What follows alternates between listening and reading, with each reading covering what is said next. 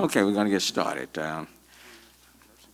Two things we're going to do today. First, we're going to talk in reference to the reports, and Dr. Purse, and then Chief Pena and Chief Bunick will give their reports, and then we'll turn to the second part for the purposes of this press conference. The Houston Health Department is reporting 77 new cases of COVID-19 today, bringing the total case count in the city of Houston to 4,139. The total number of people who have died as a result of COVID-19 is now 82. Yesterday it was 79, and so we're increasing that count by 3 today. So it is now 82 people who have died as a result of COVID-19. Out of those 82 deaths, 19 were seniors in our nursing homes. The 3 deaths being reported today include a Hispanic man between the ages of 70 and 79 with underlying health conditions who died on April 22nd.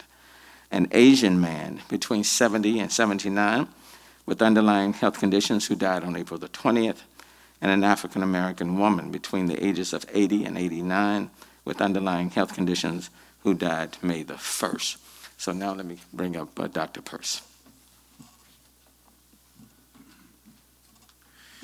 Thank you, Mayor. And some good news, our cooperation with the Houston Fire Department, the Houston Health Department has now visited all of the nursing homes and long-term care, acute care facilities, the senior living centers, all those facilities that go by a variety of names, but really are residential housing for people who are unable to live by themselves, and we've visited all of them. So again, a thank you to Chief Pena for his leadership in getting the firefighters to help us do that. That's a monumental task. We had started that a little bit over a week ago, and there was over 300 of such facilities, and we have now touched all of them. Now, that having been said, the good news is that we found that most of them are actually doing a pretty good job. Some of them needed help, and we've been providing them help, and we will be repeating this process and going back and visiting with them yet again. This is not over. Depending on how long this whole thing goes, we may visit them multiple times. But our elder folks are clearly our most vulnerable. The people who care for them are incredibly important that we protect them as well. And another group that we worry about a lot is our jail population. So we're working with the Harris County Jail and to try to protect the inmates. And again, the people who work at the Harris County Jail are obviously very integral to making sure. So as we move forward, ladies and gentlemen, remember that any one of us who should become infected, maybe without symptoms, there is a report that has been out that has gotten into the popular media in the last 24 hours about some mutation of the virus, and so we're keeping close tabs on that. But there's some mutations to be expected, but we're keeping close tabs on that. And the mutation of the virus, the two things we worry about is to make it more or less easily spread, and then does it have more or less consequences for the people who become infected. So we're keeping a close eye on that, and Mayor, I'll keep you up to date as those reports come along. Thank you, Dr. Purse. I know we've done this a number of times going back to March, and now we are on May the 6th. But let me just say the coronavirus is not yesterday's news. I know it can be so easy to put it behind us as if it is behind us. No, it is still right here with us. I do want to thank the Houston Fire Department for going out and visiting all of our nursing homes. So let me bring up Chief Pena. Thank you, Mayor. Good afternoon. I want to start off my report by reporting a positive trend, and we have today 48 firefighters that are in quarantine. That is the lowest point that we've had since the start of this operation. It's a positive trend that we've maintained for the last couple of weeks, and hopefully with the new opening of the economy, that trend continues. We're certainly going to keep moving in the direction that we've been moving with our personal protective equipment and policies and procedures for approaching the emergency response incidents. But again, I'm happy to report that as of this moment, we have 48 firefighters in quarantine. They're all self-monitoring. We had a total of 41 firefighters that have been positive for COVID-19. 35 of those have since returned to work, and the rest of them are recovering at home. As Dr. Purse mentioned, the Houston Fire Department, in partnership with the Health Department, Dr. Purse and Director Williams, we visited all 303 nursing homes where we provided education, information, and testing options to the staff.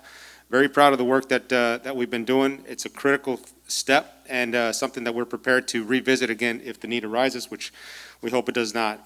In regards to the occupancy task force, since May 1st, we've responded to nearly 500 complaints for occupancy checks. We have issued a total of 10 notices of violation, 0 citations. And again, our focus is we're not looking for citations or fees to enforce a public health challenge. We're looking for voluntary compliance. The industries, the businesses have been very compliant. And again, it's about education in order to provide a safe environment for our communities. And we've been very successful in achieving that. We hope to maintain that trend as more businesses move to opening in this economy. That's my report. Thank you. Thanks, Chief. And now let me call on, and then first let me acknowledge Councilwoman Carla Cisneros from District H, and she'll be with us all the way through. And then Julius DePache, the Director of the Office of Education, she'll be with us all the way through. Chief Unick, Office of Emergency Management. Great. Thank you, Mayor, for your leadership and guidance during this crisis. The Office of Emergency Management has been working hard this morning, along with all the other city departments on our COVID subcommittee task forces. And what we're doing is making sure that our employees are safe while they're serving the public. Yesterday, we also had a telephone conversation with Texas City emergency managers, where we're exchanging strategies and ideas on how to respond to the COVID. This week is also hurricane preparation week, so today I'd like to encourage everybody to renew their flood insurance. Renew their flood insurance if they have it. If they don't, purchase flood insurance. It's going to be very important. Hurricane season starts June 1st. Lastly, I'd like to thank and acknowledge Kelsey Siebold Doctors. On Friday, May 1st, they donated 40,000 KN95 masks that were designated for police, fire, and EMS, our first responders, to keep them safe. Thank you, Mayor. Let me thank all of you, and certainly appreciate the work that you all are doing. And so, if we'll do this now, if we will segue a little bit. Let me welcome Dr. Latanya Goffney, the Superintendent of Aldine Independent School District, H.D. Chambers, Superintendent of A-Leaf Independent School District and President of Region 4 Education Service Center, Dr. Grenita Latham, the Superintendent of Houston Independent School District, Dr. Rodney Watson, Superintendent of Spring Independent School District, Dr. Jennifer Bland, Superintendent of Spring Branch Independent School District, and I think Ms. Pam Wells, the Executive Director of Region 4 Education Service Center. And Councilwoman Carla Cisneros, you can come on this side. Juliet, you can come down here as well. And the Vice Mayor Pro Tem, Castor Tatum, please. It seems like only yesterday that the class of 2020 was preparing to celebrate a myriad of experiences that highlight the milestone of being a high school senior. It seemed like only yesterday I was taking trigonometry and algebra and all those classes. I don't know why people laughed at that moment. Well, I was going to take my glasses off. It's been a little bit longer. I better keep the glasses on. For many, this included the excitement and anticipation of prom, and I remember the prom, the final years of high school sports, a senior class trip, senior celebration, and most importantly, graduation. And I have memories, I think, of all of us of the prom. I went. I also remember the time, going to the prom. My mom said had to be at home by midnight. And I went to the prom with the captain of the cheerleading squad, and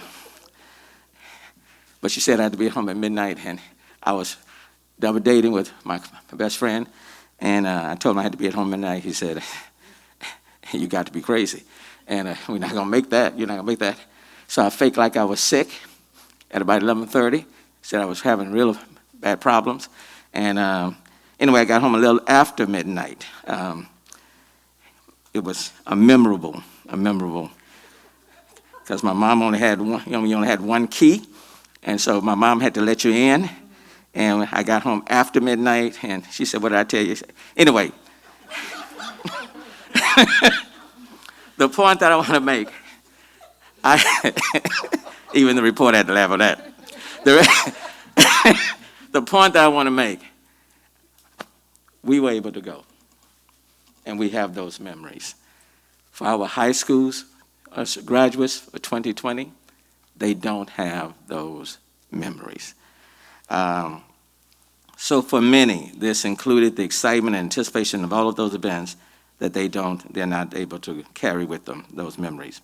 When COVID-19 arrived, our local school districts diligently worked with local, state, and national officials to follow health and safety rules.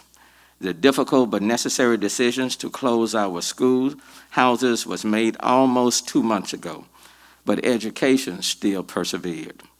And I want to thank the amazing local superintendents who have worked with their principals, teachers, teachers' aides, paraprofessionals, librarians, nurses, bus drivers, custodial staff, food service workers, wraparound specialists, IT professionals, school boards, and everyone in the school community who have brought us to this point.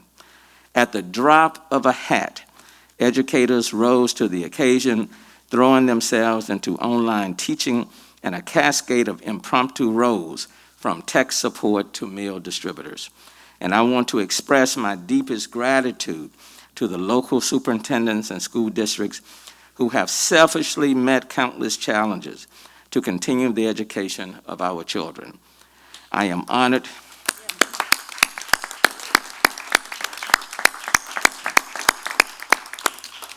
And I am honored to stand here this afternoon. If there was no other announcement being made, I am honored to stand here this afternoon with local heroes, including Dr. Latanya M. Goffney, Superintendent of Aldine, H.D. Chambers, Superintendent of Alief, Dr. Grenita Lathan, the Superintendent of Houston Independent School District, Dr. Rodney Watson, Superintendent of Spring, and Dr. Jennifer Blaine, Superintendent of Spring Branch. To the thousands of teachers in our community, you deserve our deepest gratitude and thanks during this unique Teacher Appreciation Week.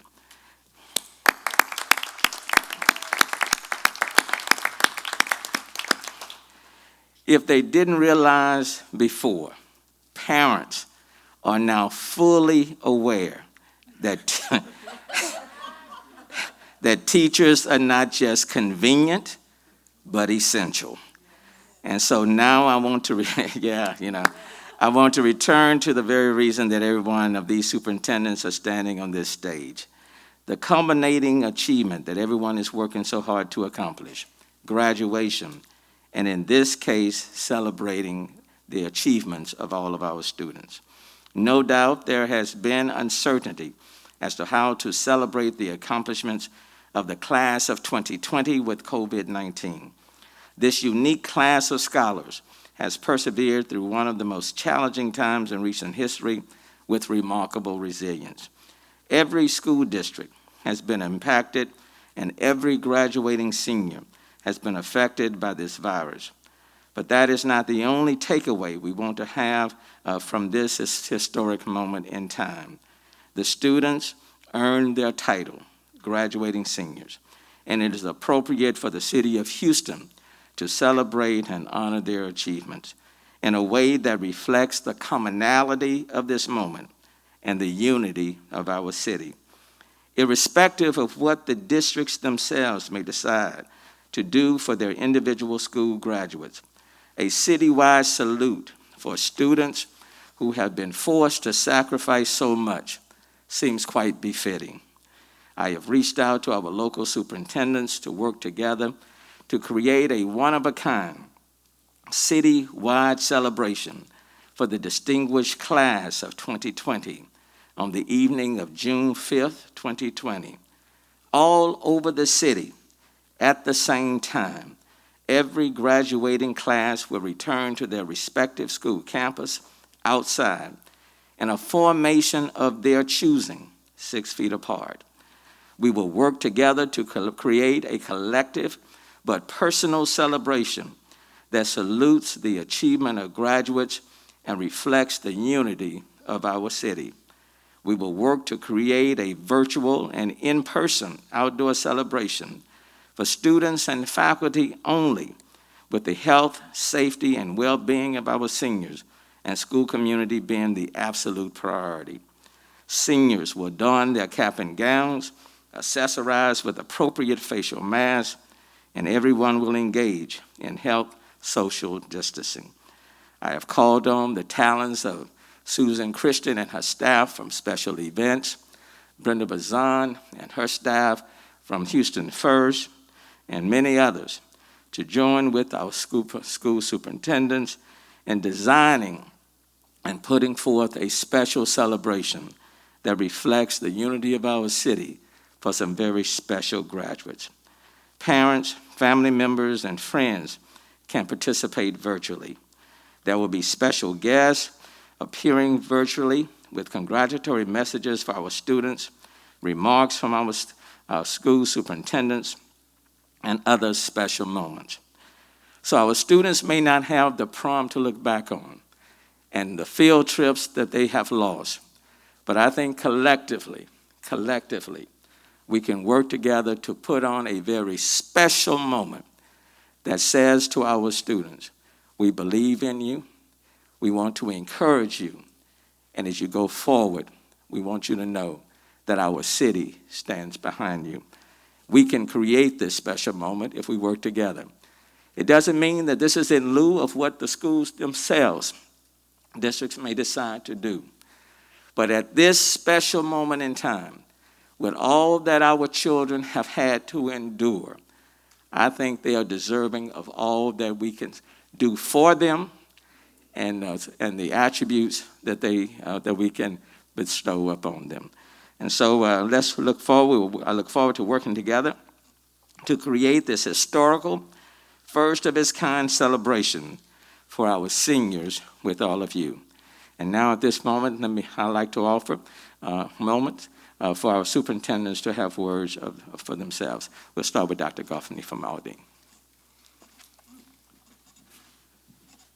On behalf of the Aldine ISD Board of Trustees, the 9 senior high school principals, I would like to thank the mayor and the city of Houston for the opportunity to celebrate our 4,200 graduates. This is going to be a unique opportunity and one that they can look back on. I can reflect on the fact that my grandmother used to say that where there's unity, there is strength. So in addition to celebrating our class of 2020, I think it's an opportunity to bring to life the hashtag Houston Strong. Superintendent Chambers from A-Leaf. Thank you, Mayor. It's really impressive that you can take the 4th largest city and make it turn into a small family to a celebration like this, where we're recognizing close to 25,000 graduates just on the stage with the districts that are represented here tonight or this afternoon. So we're extremely grateful.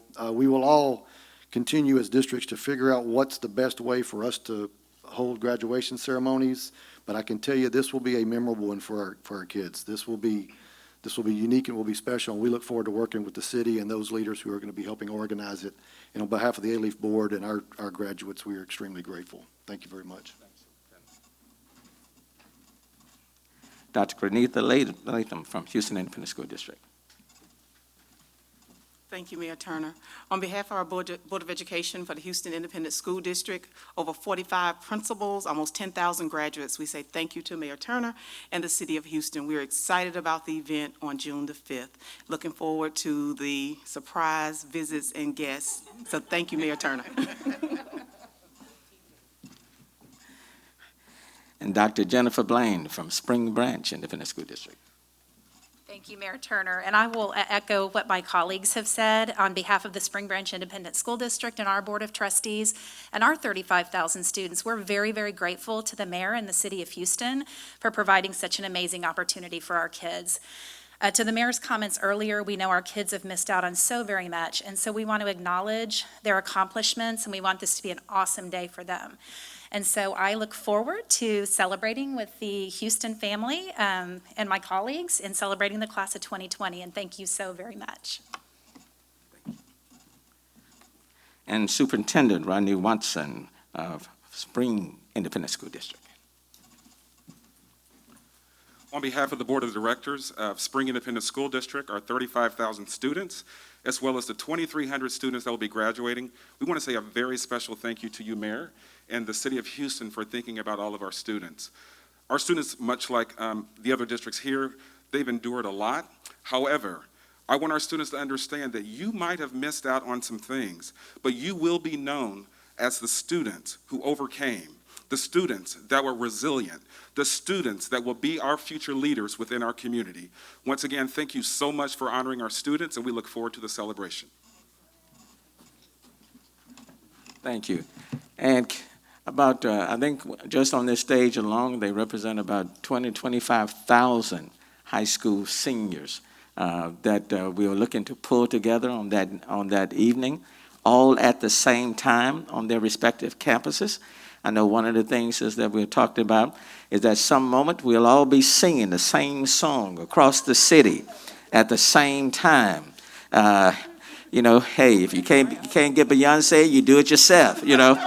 But the point is to have all 20 to 25,000 students, graduate students from all over the city, assemble all over the city at the same time is a special moment. And no other graduating class can say that they would have experienced this particular moment. If nothing else, it's about creating memories. And through our seniors, through our celebrating our seniors, we're unifying our city all over 640 square miles. So this is the plan. Now I'll leave it up to the master professionals to pull it off. I know Chicago, Mayor Lightfoot, they're doing a sort of a celebration, but we are second to none. And so I know in my instructions to Brenda Bazan, back there, the President and CEO of Houston First, and Susan Christian from Special Events from the City of Houston, and these amazing superintendents, I know we can do something, and with this amazing media that we have in the City of Houston, I know we can really showcase our students.